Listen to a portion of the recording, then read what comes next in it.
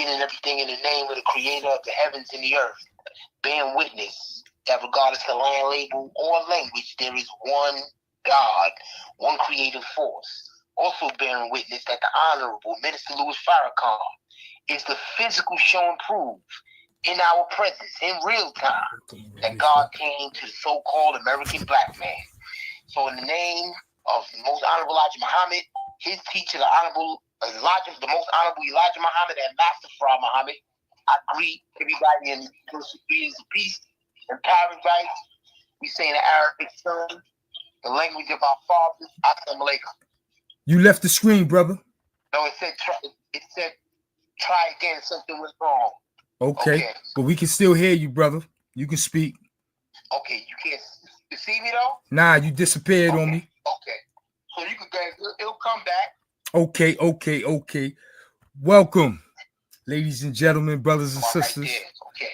You welcome. Nah, I can't see you. Okay, what the hell? But we can hear you. We can hear you though. Okay, cool. Listen, welcome to Bailey Multimedia in conjunction with Omar Shabazz Productions. Two YouTube channels have come together to bring you this interview of Brandon Seti Muhammad. Y'all know him as Brizz, but today he is Brandon Seti Muhammad. And I will be conducting myself as a journalist on behalf of Bailey Multimedia and Omar Shabazz Productions. And BTM, and of course BTM Research and Consultation Service. Say that one more time, brother. And of course BTM Research and Consultation Service, which is also a third YouTube channel. So these interviews are going to be uploaded on all three channels, hopefully. But more importantly, they will be uploaded on Omar Shabazz Productions, because that is who I am working in conjunction with. Now, although we can't see the brother, we can hear him loud and clear. And when he get his camera right, we will see him. But y'all know who he be. You know what I'm saying? We experienced some technical difficulties, but I think I'm coming in now. There you go. Okay. You back on the screen. I told y'all he would get it right. Okay, I'm gonna start it off with the very first question. Very first question is, why do you think America has such a fixation on religion? Okay. I don't believe that America has a fixation with religion. I believe that America has a fixation with control, and religion is a device that is used to control the masses. I think that America is high off of a religion that is spooky, a religion that doesn't require any serious work, a religion where you can just pray and somebody died for you and died for your sins, and you could be free to practice all the hedonistic and pleasure-seeking stuff that the Western world, particularly America, has in store for us. I don't think that religion poses a threat to the American power structure. So the American power structure allows religion to flourish. But I don't think it's a fixation. I just think that people use it as a device to escape and not transform their own character. They're waiting for some sky daddy in the sky to do it for them. So okay. That's my answer to that one. Okay. Our next question. Do you distinguish between religion and spiritualism? Actual facts. Can you hear me? Because it says it looks like we're having a problem again, but can you hear me? I can hear you loud and clear. Okay, cool. So, yes, I do distinguish between religion and spiritualism. Religion is a device used by man to control other men. It doesn't get you to the spiritual root, which is God. It's a device used by man to control other men. Spirituality gets you to the one spirit. Spirituality gets you to cut past the different divisions of religion. When you get to the root of spirituality, it gets you to the root of religion, which is worshiping the one God, which knocks down all of the things that divide us. Religion is a great divider. Religion is something that keeps a few in power. That's why we talk in Islam about the 10%. These are people that know the truth but hide the truth from the 85s. Religion is a weapon used by the 10% to keep the 85s in control. Right. But spirituality will not only get you to the creator of the heavens and the earth and get you in tune with him and plug you into that power source, but spirituality will also unite us. It will transform human life. So that's the difference that I see between the two. Okay. Our next question is, what was the biggest factor in you choosing your religion or forming your opinion about religion? What made me embrace Islam, which is not a religion, it is nature itself. Everything was created to do the will of and submit to the creator. And once that was made clear to me, I had no choice but to submit. Everything, the sun, the moon, the stars, the bees, the trees, the fish, everything submits to the nature in which it was created. The human being's nature is to do it also, but the human being is the only being that does not submit to the nature in which it was created. So once I understood that I was here to submit to the nature in which I was created, I had to submit. Okay, I like that. Now, in your view, what are the pros and cons associated with religion? The pros associated with religion is that if you dig deep and you don't become a surface dweller for knowledge, religion can possibly get you to spirituality. It can get you to the one spirit from which we all stem. But there's so much interference by man, by low vibration man. There's so much interference between you and that root knowledge, you and that root spirituality, that that's the con against religion. That man has co-opted man, and man that is in pursuit of worldly power has co-opted religion. So that's the con. It's just too much man.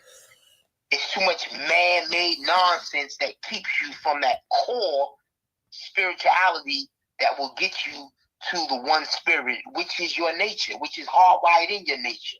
But man that controls religion, he doesn't want you to get there. He wants you to worship him. Right. He wants you to worship some spook in the sky that takes you away from your own inner divinity. Right. That is, of course, something that plugs you into the divine that was self-created and made all this possible.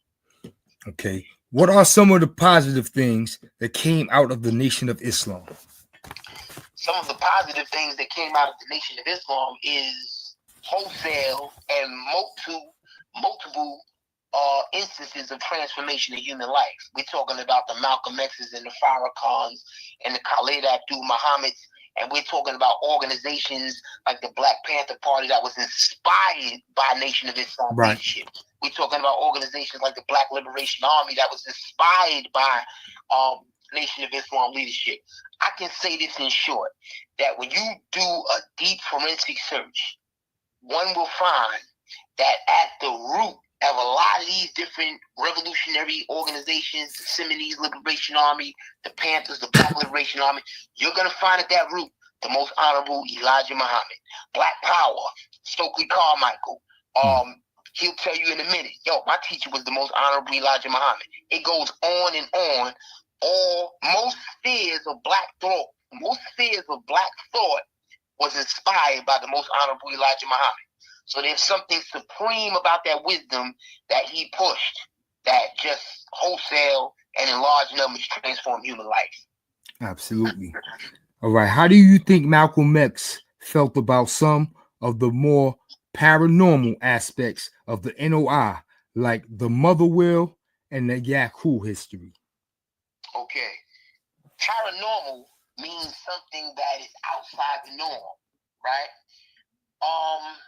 There's nothing paranormal about believing and knowing that we are the original people and that we have no birth record.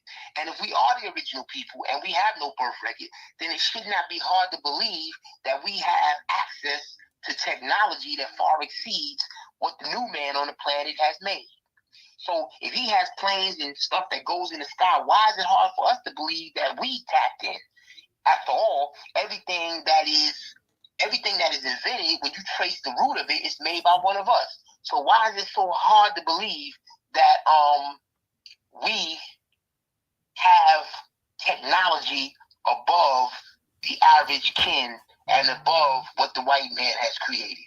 And I also want to say that there's nothing paranormal about it, because even the United States government is admitting they.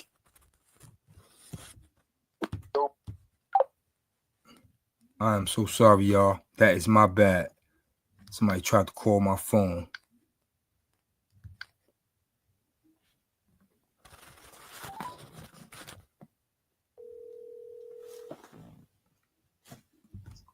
My bad, Lord. Somebody tried to call my phone. FaceTime. Unbelievable. We was live? No, we still recording. Okay. All right. So we back on? Yes, sir. Okay, so even when you let me get back on in the studio. Okay. So even when you get to everything that's been invented in the last 100, 200 years, it's been by one of us. It should not be hard to believe that we have technology that far exceeds what the new man on the planet has created. Absolutely. Malcolm, if I'm answering the question right, Malcolm was a man that believed in scripture. The book of 2 Kings talked about Elijah going up to the heavens in a whirlwind of chariots and fire. The book of Ezekiel, which many of us believe is prophecy, Ezekiel the prophet saw a great mechanical device in the sky that resembled what we call the wheel. It should not be hard for us that understand that we are the aboriginal people of the universe who have no birth record. It should not be hard for us to understand that we have technology that far exceeds what the new man on the planet has created or has made. And Malcolm X believed this stuff to the day he died, despite the popular narrative. To the day he died, Malcolm X was trying to find a way to get back into the Nation of Islam. And if you look at some of Dr. Wesley Muhammad's lectures, he has the proof. There's one that says, there's a lecture on YouTube that says, by Dr. Wesley Muhammad, it says that Malcolm X never wanted to separate from the Nation of Islam. Next question. Would Master Farrakhan and Elijah Muhammad approve of today's NOI? Not only would they approve, we believe they do approve. See, we don't believe that the most honorable Elijah Muhammad is dead. We don't believe that Master Farrakhan Muhammad is dead. We believe that these brothers are alive. And even if you can't embrace that, they're definitely spiritually alive. I said in the opening, and I hope we caught the opening, I said that the Honorable Minister Louis Farrakhan is the physical show and proof in our presence in real time that God came to us in the person of Master Farrakhan Muhammad. So I believe that, and I know that the Honorable Minister Louis Farrakhan is continuing the legacy of the 2 brothers that were before him. This is a brother who has got brothers like me to clean up. Right. When you hear the things coming out of my lips, bro, I used to be a Brooklyn savage. You hear the things coming out of my lips and the things that I've been able to do. This is because I've been educated by a brother who met a man who was God, who was the supreme power and force on the planet. Right. In wisdom. So it's the wisdom that comes out of our lips and the things that we're able to do in the neighborhood of transforming human life that bears witness to the supreme wisdom that we come under. So what the Honorable Minister Louis Farrakhan has been able to do with tens and thousands of people is proof of who he is, and it's proof of who's backing him. Peace. Next question. Okay, I want you to know you are on the big screen. We rocking and rolling. Okay, alhamdulillah. Praise be to Allah. Yes, brother. Can you tell us about some of the hypocrisies of this country?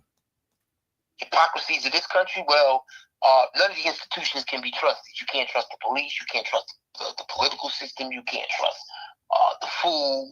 We're talking about you're talking about people that allow us to eat food that other countries ban. Right. You're talking about right. That's true. no institutions can be trusted. You can't trust the medication. You can't trust the hospitals. You can't trust the schools. This is Wow. the clear sign of a nation falling. Hypocrisy. We talk democracy and practice fascism across seas. We talk freedom over here, but we support genocide in Israel. The hypocrisy knows no end. Next question.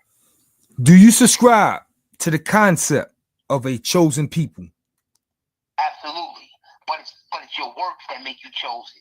It's not because you have a certain color or because you wear a funny little beanie on your head. No, it's your works. Right. What makes you chosen is you submitting your will to do the will of Allah.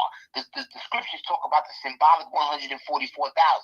When you look at that number compared to how many people on the planet, that's a small amount of people that are going to make the hereafter.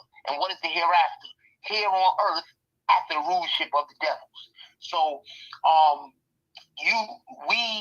we have to be doing the work in order to be the chosen people. Right. What allows you to transform human life is being the example that you want others to be. It's being there for your people. It's being fearless and only fearing Allah.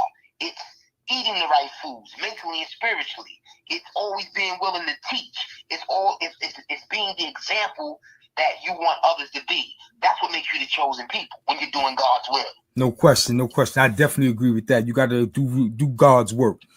Okay.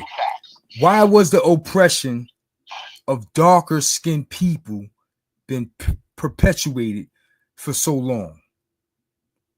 Why has the oppression of darker skinned people been perpetuated for so long?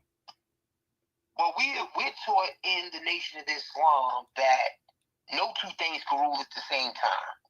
So the devil has been given a small tick of time when you measure it against infinity and when you measure it against the fact that the black man has no birth record. He's been given a small tick of time to rule. And it's also a purification test for us. Many people don't believe that, but if you think about it, there's clues all over the universe. If Muhammad Ali didn't go through the furnace of affliction and fighting Joe Frazier and George Foreman and all those other greats, he could never say he's the greatest. So when you take a sword, and that sword, before it gets to be that fine sword, it's a piece of lumpy metal. Right. It goes through the furnace of affliction. It's hammered and banged, it's smelted, and then it turns into a fine sword. So that's what we believe that God is doing with us. He's putting us through the furnace of affliction. He's allowing these people to rule for a small tick of time because it's with the ultimate goal of purifying us. There's the Honorable Mystical Farrakhan taught that there is something called the brown germ in us, and that the new man came from that brown germ. This isn't racism. This is showing that there's something dormant in us that every now and then in the annals of time was coming out. The moon was the deportation of the moon, Shabazz being a rebel and civilizing the interior of Africa without the permission of the 24 elders, and other things, the rebellion of our people in East India back in the days, 17,000 years ago, and they came over here and settled what we know as North America. That was all rebellion.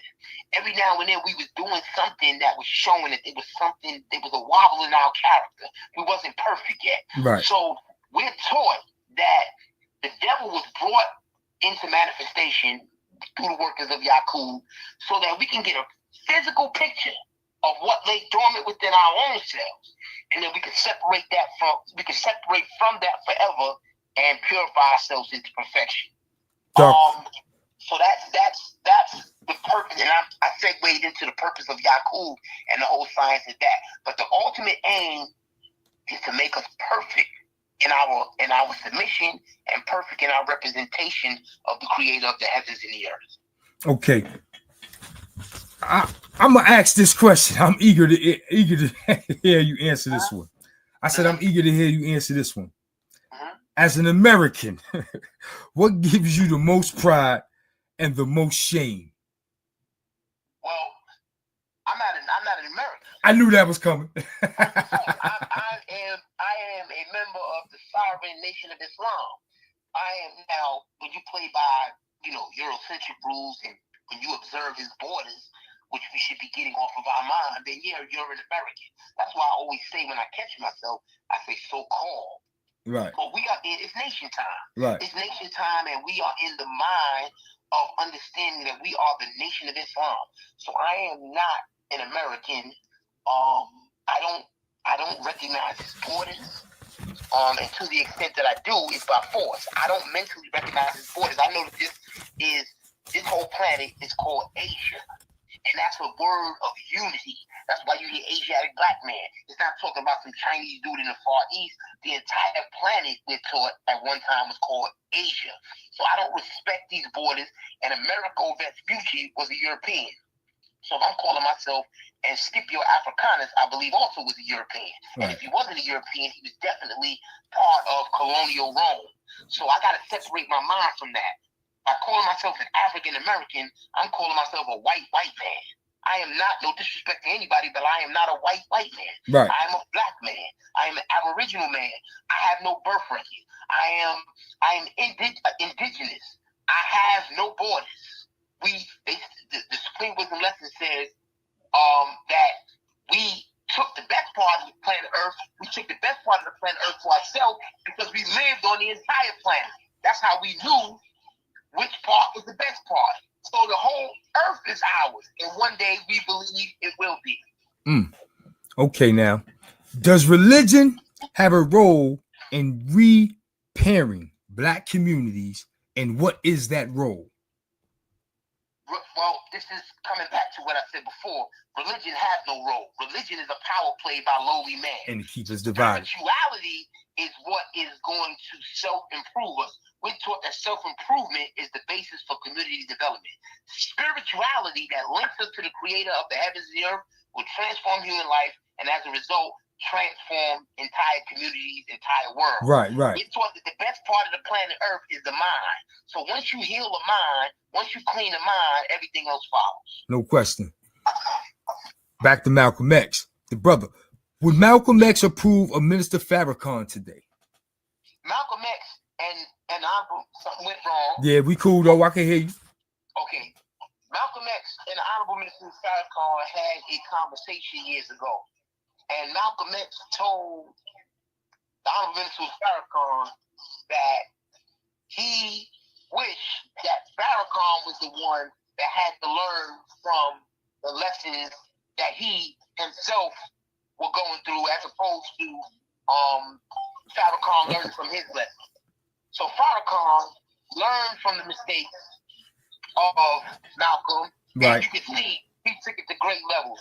I know that if Malcolm was half of the man of righteousness that we know him to be, and I'm entering the studio again. If Malcolm was half of the righteousness that we know him to be, he would be very happy about the Honorable Minister Farrakhan. We're talking about a man who organized the Million Man March.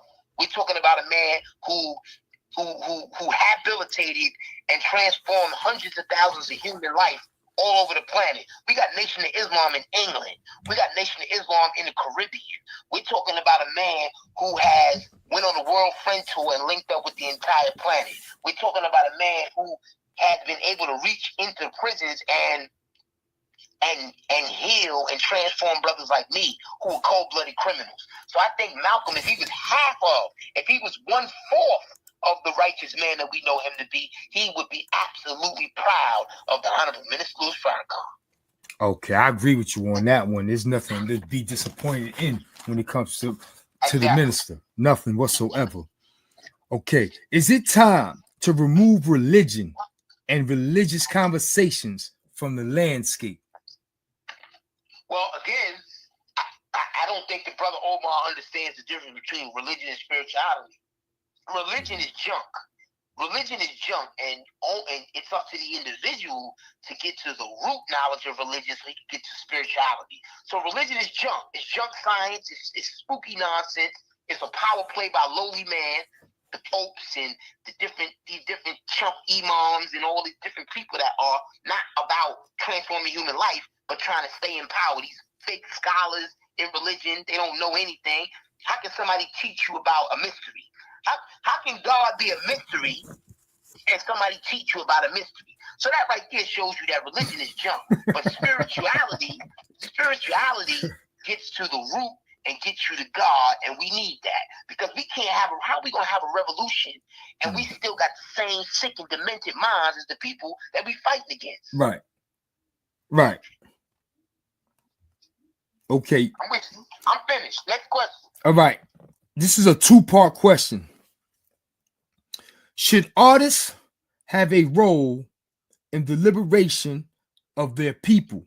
And when I say artists, I mean the musicians, the actors, painters, dancers, rappers, etc.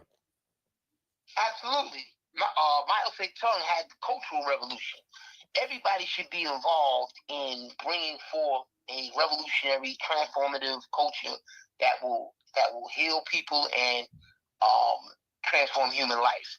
I think that when you got brothers like Dave Chappelle, who are funny, but they're able to also breathe wisdom into the humor, that transforms human life. I think that, we go back to a time when hip-hop was transformative. Right. When, you would hear, Farrakhan's a prophet who I think you ought to listen to. Right. And then it would make you get on the gate. I first heard that in 88, and I called down to my man G that passed away. I was like, yo, who's Farrakhan? So you can plant seeds in... Wow.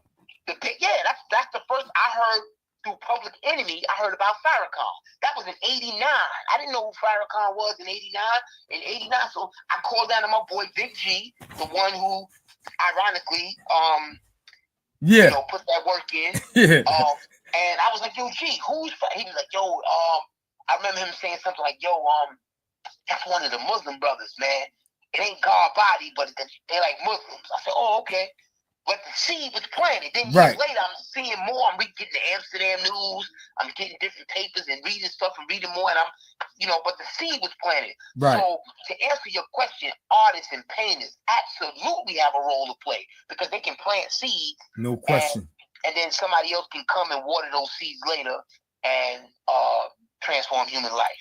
Quick story. I remember I knew who Farrakhan was a little bit earlier than you. I remember it being a kid and not knowing who he was. But you remember, if you do history, Farrakhan touched Madison Square Garden in the 80s. Actual facts. And I remember my elder aunts talking about it in the kitchen. Right. They were going to Madison Square Garden to see Minister Farrakhan. That was the first time I heard who he was when they said what they were going to do to go listen to him speak. So that's why I knew who Minister was. And he killed that, and I recommend that people who doubt who he is, that they get that speech. It was 1985. I think 85. And the crazy thing is, I was 13 years old, and I wasn't like I wasn't a guy who went and bought records. Right. My sister and my mom, they bought all the records, so they would go to the record store. If you was a person that frequented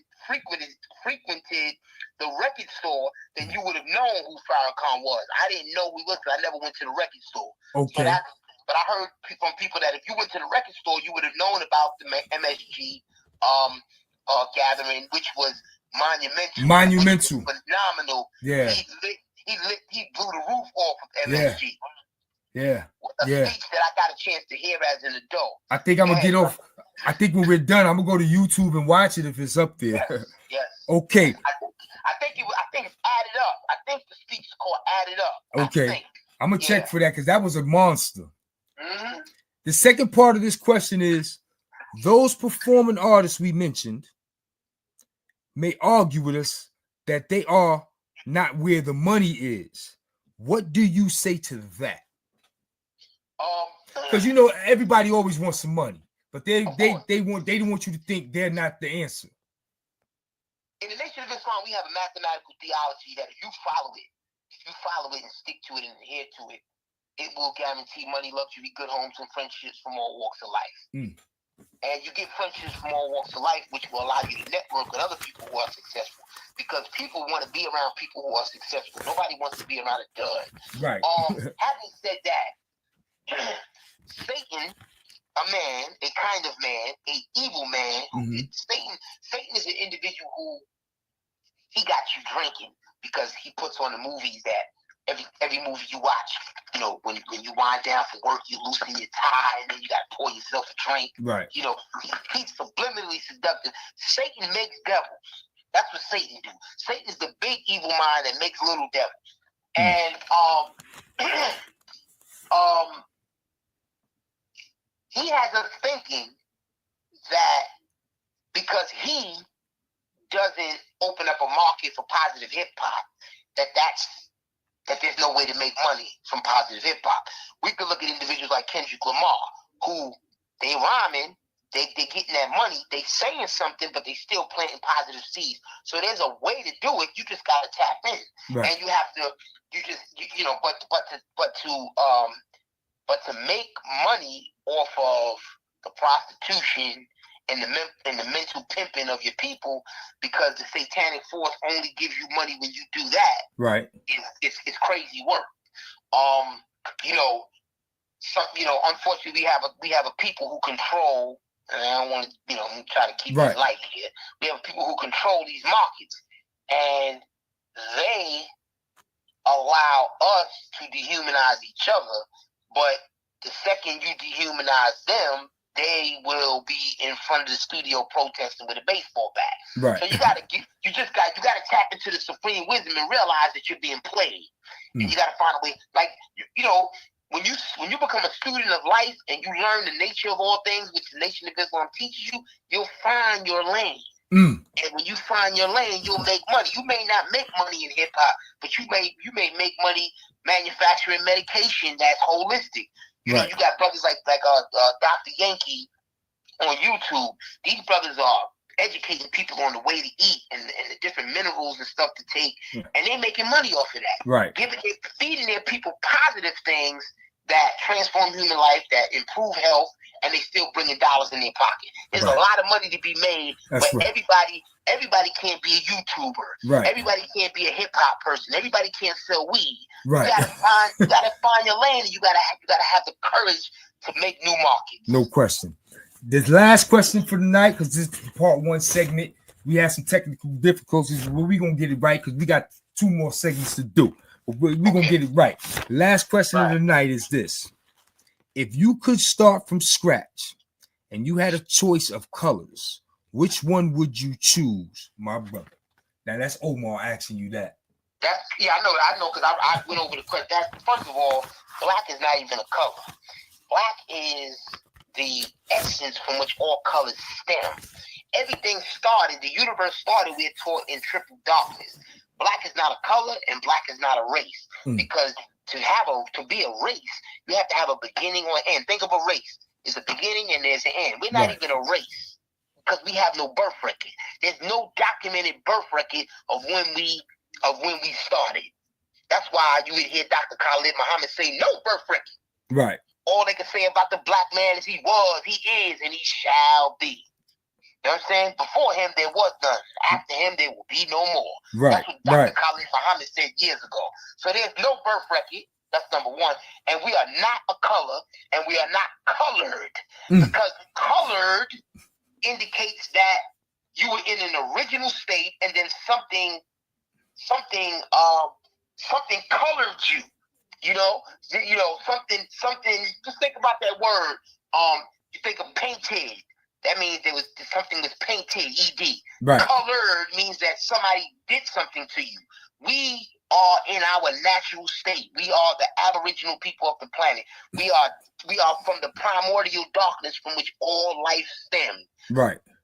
We ain't no color, bro. Right. Everything else is a color. I like how you broke that down with the ED at the end. Yeah, ED. You think of pitted,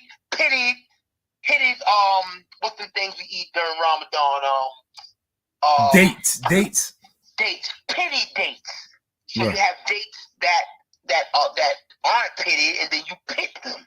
Right. Pitted. Right. Something colored, something painted. That means it was touched. Something doctored. That means something happened to it. We are the Right. original people. Ain't nothing happened to us. The only thing that happened to us is we've been mentally grafted into little devils.